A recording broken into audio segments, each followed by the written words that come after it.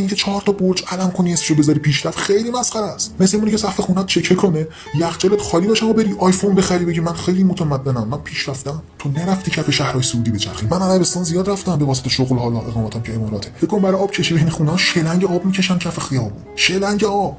هیچ سیستم فاضلابی وجود نداره کل سعودی. حسرت چی دقیقاً داری میخوری؟ این رقص آوازه که تو مجازی نشونت میدن تبلیغات برای اینه که اینا یهو مثل حیوان زندگی کردن، الان میخوان دنیا رو گول بزنن که ما متمدن شدیم. ببین رونالدو اومده تو کشور من، ببین مسی اومده برام تبلیغ میکنه. داداش پول بهش دادی که اومده تبلیغ میکنه. دیگه الان مغز خر نخورده که بیاد وسط بیابون تبلیغات رو بکنه.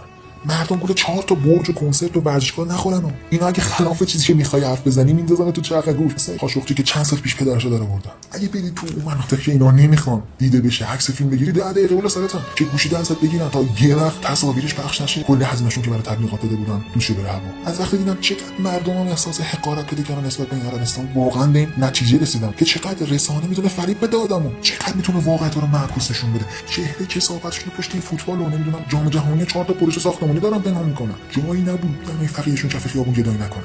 فقط یه سری نقاط توریستی و مرکزی شهرشون میتونی ساختمان‌های بالای دو طبقه ببینی. تو فقط یه نگاه به اسم این کشور بنداز، عربستان سعودی چیه؟ یه قبیله است، خاندانی. فکر کن اسم ایران بزنن ایران قجری، یعنی اینا از قاجاران خودشیفته‌ترن.